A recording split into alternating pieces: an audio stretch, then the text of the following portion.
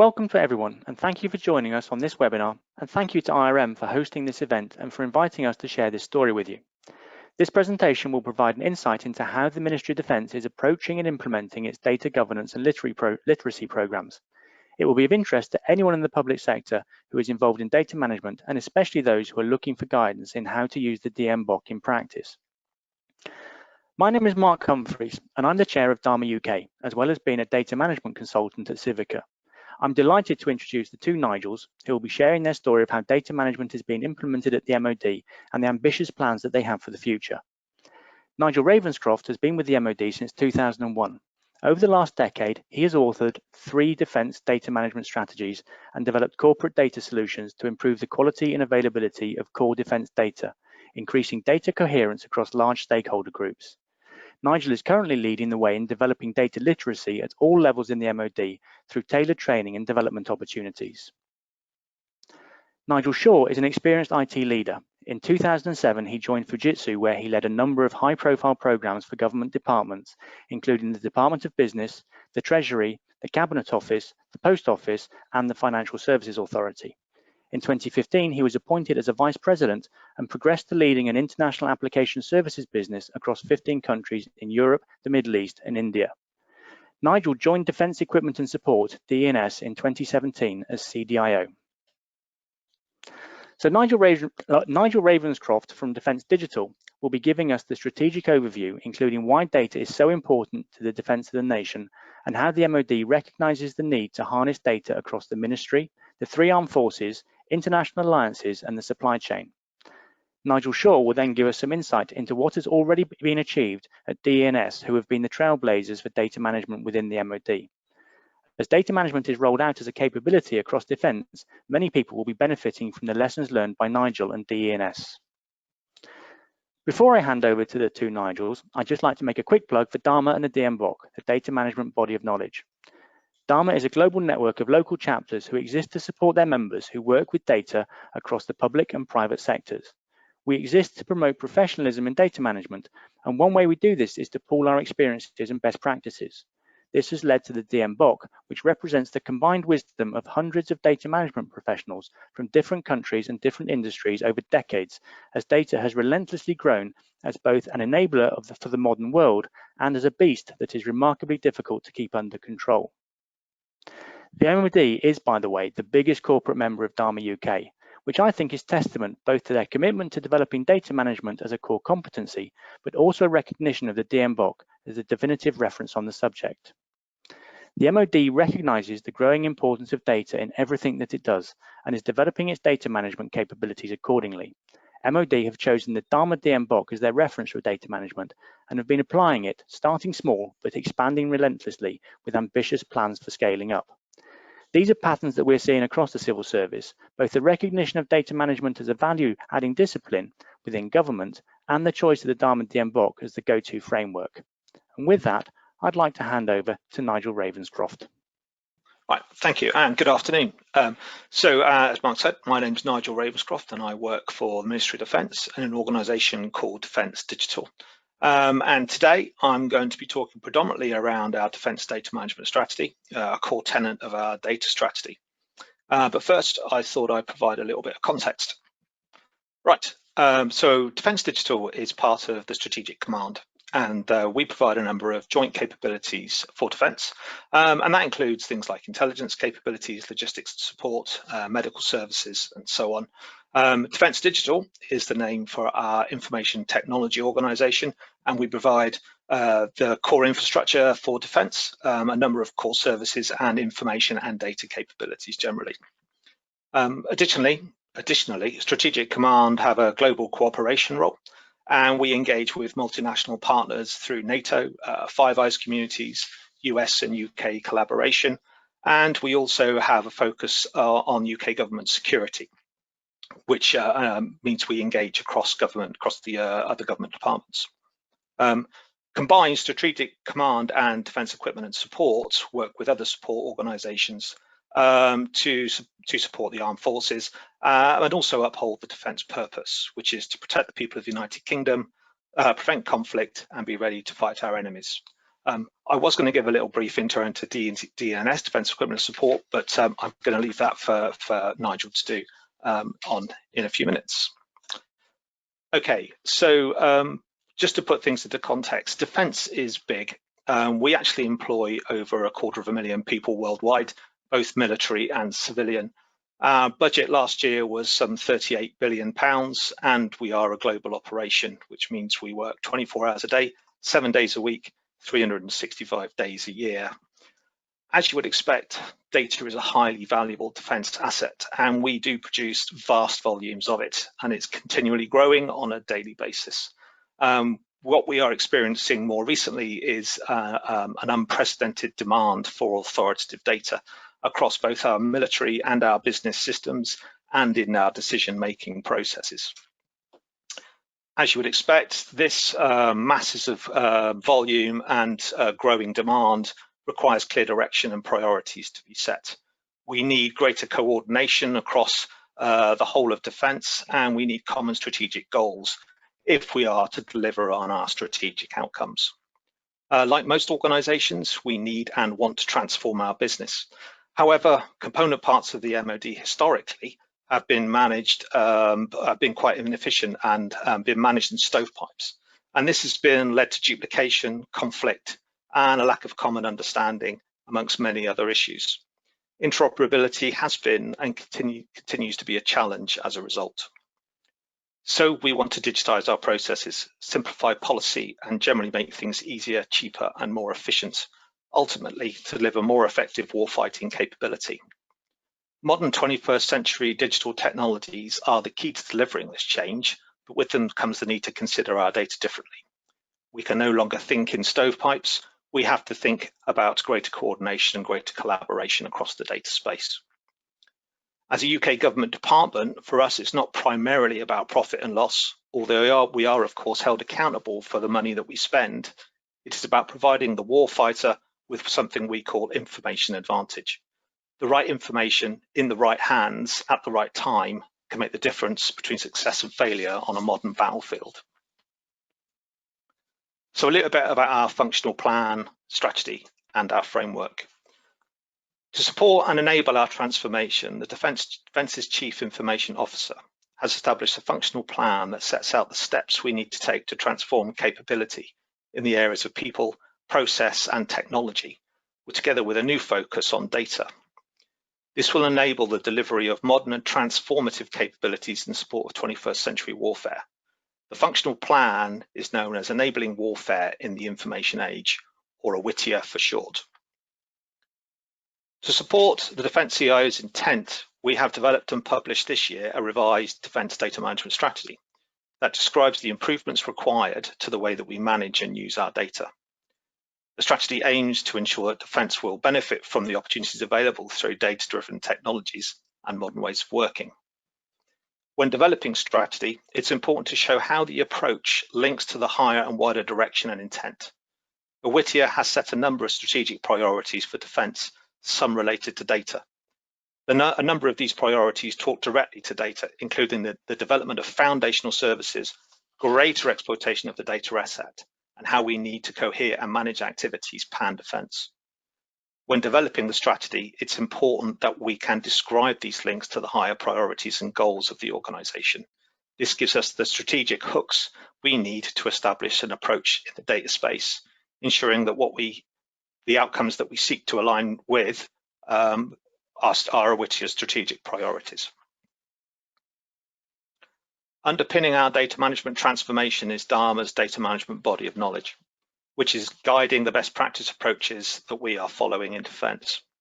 We chose this approach for a couple of reasons. First, we need to work to high standards, and second, we need to operate with many countries and international organisations. So with a strategic intent, focused data plans, and a good practice approach, we have the mechanisms to drive the improvements we seek across the ministry. Today, I'd like to talk about how we have developed our data management strategy and how we are setting the approach and guiding the progress to UK Defence becoming a more data-driven organisation. Any strategy needs a vision and intent.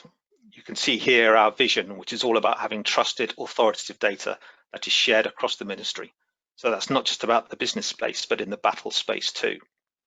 The Defence CIO's intent is to create transformative digital data and information capabilities that enable sustainable military and business advantage that is secure, integrated, easy to use, and delivered at scale and pace to the front line.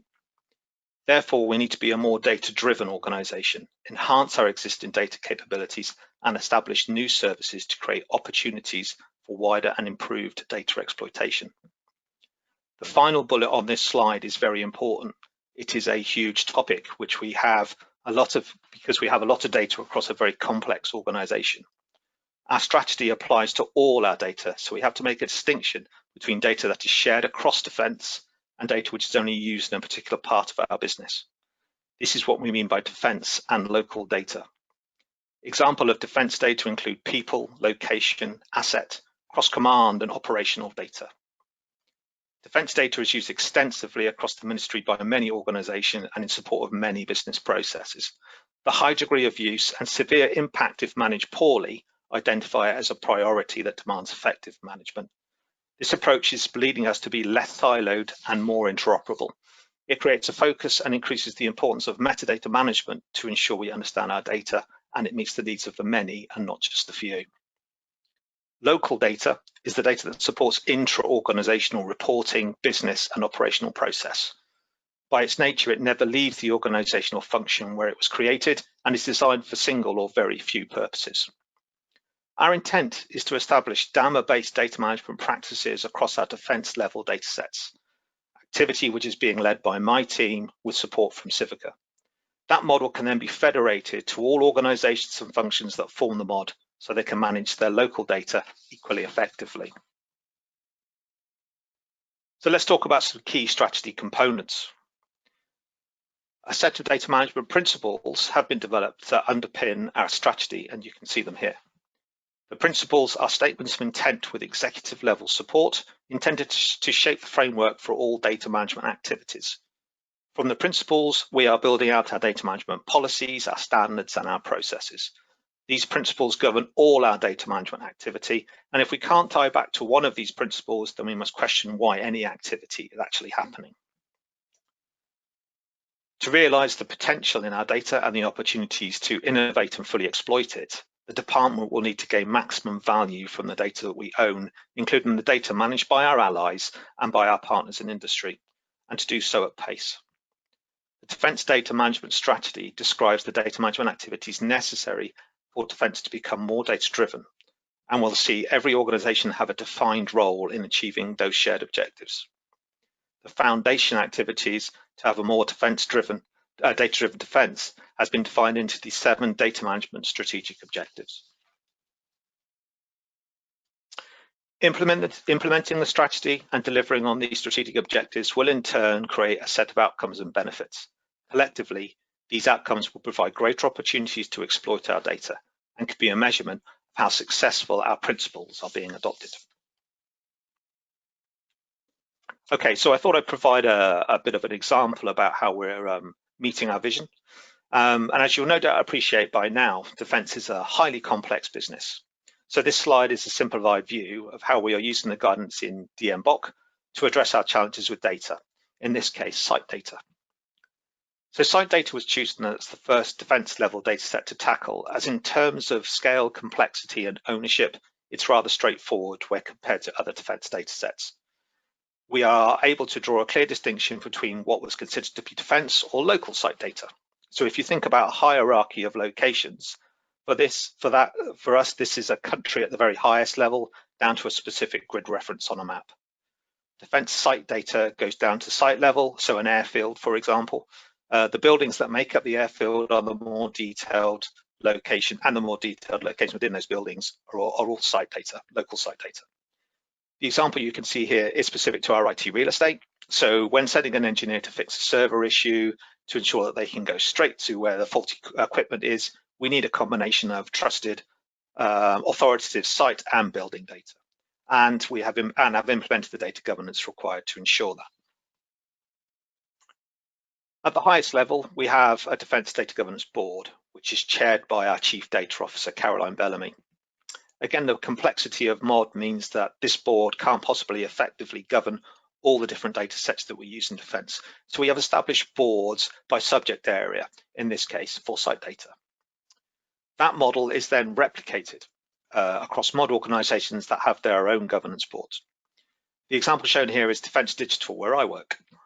At the lowest level, we have data management working groups where we are actively investigating and resolving data issues that take place. These boards and working groups work together with our data owners, stewards and custodians who are fulfilling the roles laid out in the data management body of knowledge. Okay, I haven't got much time, so really I thought for my last couple of minutes I'd just talk a little bit about my experience, my approach, and if you are thinking about embarking on any data management improvements in your area, what may help. So I think the key is to think big and start small. A strategic view is important as it provides the why, what and how of what any activity you're undertaking, be that a data management activity or you're building an aircraft carrier. However, it would not be wise for us to try and eat the whole elephant in one go, so to speak.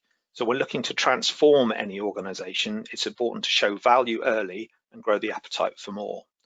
Trying to run large change programs and expecting them to deliver value in the short term is not only risky, but likely to fail, especially if you're early in your transformation and people still need convincing that the activities you're undertaking are going to provide value.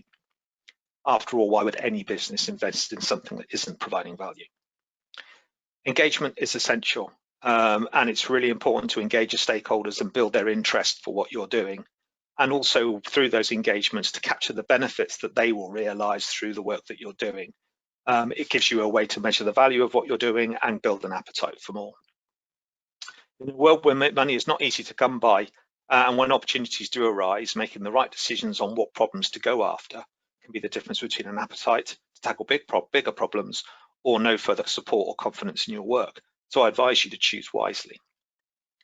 Taking the right approach to data management is hugely important if these demands are to be met. Without strong data foundations, any digital strategy could do more harm than good. So that's given you a brief insight into the strategic work that we're doing in MOD with data management, and I hope you found it helpful. I'm going to hand over to Nigel Shaw now, for the Chief Digital and Information Officer for Defence Equipment and Support, and he's going to tell you a little bit about their journey to improve data management. Thank you for your time. Good afternoon, and thank you for the introduction, Nigel. I have to say that it's quite rare for two Nigels to be seen anywhere together these days, so we should celebrate this small victory in the face of the name inexplicably going out of fashion.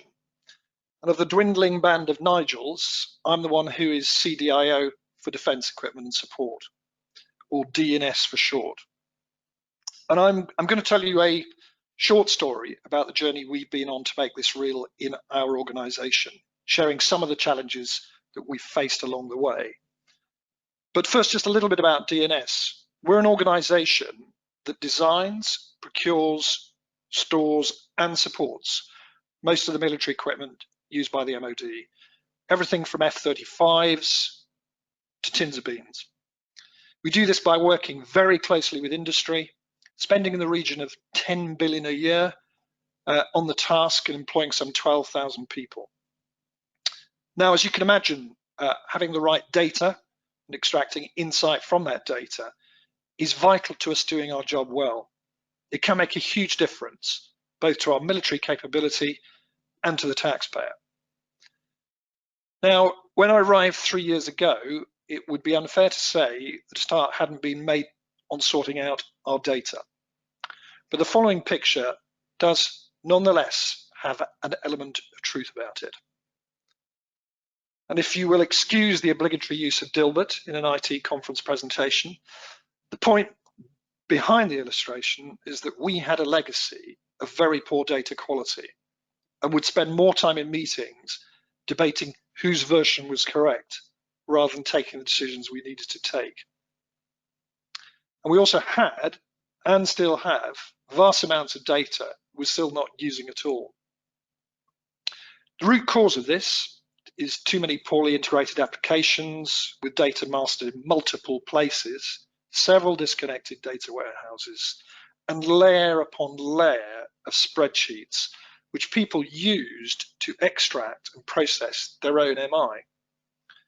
And not only is there a huge hidden cost in the organization in terms of productivity in a situation like this, but everyday working life for people involved in swivel chairing data between systems is mind-numbingly dull.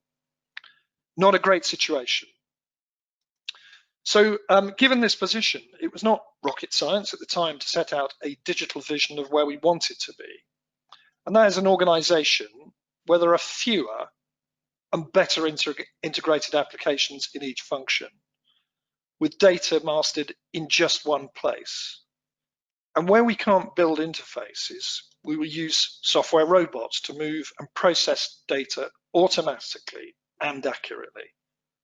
Spreadsheets will be pushed to the margins of the business as far as is possible, and data extracted directly into a single analytics platform, which also imports data from other mod systems and external sources. This feeds trusted data to a set of dashboards that combine all the information required to make better decisions at each level of our business, so not just the boardroom. All of which we achieve using modern cloud and digital technologies, and which will significantly enhance the user experience and productivity of our people. Now, there are a couple of points I'd like to make about this vision. The first is that enterprise data management, or EDM for short, and sorting out the data in layman's terms, is at the heart of this. It cannot be achieved without it. And the second is that, although you might consider it quite basic, having a simple vision was really helpful to getting collective support to invest. EDM on its own is a really hard sell. And on the back of this vision, I'm really pleased to say we secured investment for a digital strategy that has, amongst other streams of work, one dedicated to data, which we call our Inform stream here in the yellow-orange color. That has within EDM, but also, and crucially, the exploitation of the improved data that comes out of it. So a program to build dashboards for the business and to run data science projects in areas that are of particular interest to the boardroom.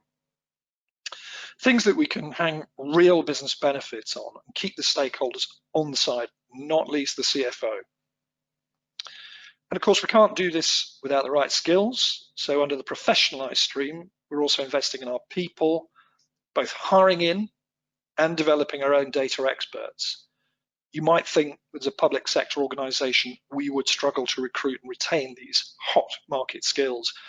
But we're very lucky that DNS has been granted freedoms by ministers to pay market rates. So we're using that with vigor to build an in-house team. I think the point here, again, is that EDM is just part of the package without which the whole does not work. So having secured sold the proposition and secured the investment and started to build a team, have we actually gone about delivering? Well, taking our cue from DAMA, we divided our work into 4 interrelated areas of focus: data architecture, data quality, data governance, and data maturity. Data architecture is really the hard yards of cataloging and mapping our data, what data we got, where is it, and crucially, where is it mastered and who owns it. The output of that are data models and glossaries, not exactly riveting reads. Whatever you do, don't try and present them raw to the business, unless you really want to send them to sleep, but they are nonetheless vital design documents for the team. Now, data quality, on the other hand, is where we can start a meaningful engagement with our business stakeholders. They really do care about poor data. So having put them to sleep with our data glossary, we can wake them up and we say, how about improving your data quality? And for us, this is about creating the data rules and actively measuring improvements from the baseline, which all feeds into data governance, which is where we invite the business to actively lead, and that's really important. We have an overall MI steering group chaired by a director from the business, and below that, we've created functional data quality boards which own the data in their areas, and they're tasked with improving it against business priorities. And last but not least, we have the data maturity and literacy area, which is all about increasing the ability of people across the business to work with data. As we work through these programs, the big question is, how do we know if we're succeeding? And the reason we really need to know this is not only do we want to protect existing budgets, but ideally we want to increase them. The answer is, of course, we need to capture benefits and we need to report them back to our stakeholders. But for data work, there is a big challenge here. This slide is a very typical example of the benefits you see ascribed to EDM. So for the individual, it might be knowing who to contact if you've got a data issue. For a team, it might be having clear measures for the quality of data that you collectively own. And for execs, it might, probably almost certainly is, better information to make decisions on. But you'll notice that in all of this, there's no hard measures and cash benefits shown here. And I think we have to ask ourselves, how far are we going to get in ramping up investment without these? So how do we go about collecting more tangible benefits? Well, the obvious place to start is by measuring the increase in data quality. Nothing particularly innovative there, but the important thing is to share that with stakeholders in the right forums to show that we're getting benefit out of the work that we're doing. We've also introduced customer satisfaction measures on our different dashboards to understand which ones are popular with users, which ones are not, whether not, why not. And we've also started now to measure the very rapid growth in what we're calling trusted data points that we're processing through the analytics platform. This is in effect kite-marked data that the business can rely on for making decisions. And the holy grail here is that we place a real pound note value on each of these data points based on measured improvements in real projects and support activity. I have to say this is very challenging, but we've started to look at how we could apply average savings per data point based on historic evidence and a set of assumptions agreed with the business. One example of where our data work has been very tangible in its benefits is helping the organisation's response to COVID-19. DNS was asked by ministers right at the outset to play a very key role in tackling the crisis, buying PPE, sourcing and distributing ventilators, and even building Nightingale hospitals. To ensure we could deploy people rapidly and safely, the board needed accurate and timely information on the availability for work, as well as the mobility and health status of our employees. As a team, we identified the data we needed, and using our existing data quality metrics, we worked with the data owners to fix the most urgent issues at source. To this theme, we added new real-time data collected from line managers to create a personnel availability report for daily review by the CEO and his team. And this has subsequently become a really important tool for us in balancing our national duty with caring for our people. And I have to say, it's a balance that I'm proud to say we've struck well so far. Could we have done it without our EDM work? Well, possibly, but not at the same speed and level of quality. Which brings me to my last slide. When I first started out in IT, the mantra was people, process and technology. Well, now as this Gartner quote highlights, we must add data right in the middle of that triangle. Others have referred to data as the oil of the 21st century and to analytics as the combustion engine. And certainly in our line of work, the ability to capture and analyze data faster than our adversaries is going to be a key differentiator in national security. We in the MOD are ready to grasp the challenge. The work we've started here on EDM represents the early hard yards needed to get us to that place. Thank you. I will now hand back to Mark to close up. Thank you, Nigel. So the MOD may have a unique role, but it faces the same opportunities and challenges as any other organisation in the information age. They recognise that everything is driven by data, and so mastery of data is a source of competitive advantage. That fact will not only remain true in the future, but it will become more important, and it is true at all levels: strategic, tactical and operational. I am impressed with the scale of MOD's ambition and their focus. I get a real sense from MOD that they're investing for their future and that they're determined to do things well, and in order to do so, they're successfully applying the think big, start small approach. This has already yielded results for DE&S, who are now well beyond the start small stage. Everything that they have learned as trailblazers will now be applied as data management is rolled out across defence in the broadest sense. Ultimately, data management is a long-term investment, just like planting trees. It may take years for small acorns to grow into mighty oaks, but if you need mighty oaks, then you have to plant acorns. So thank you very much. If anyone has any questions, now is the time to ask them.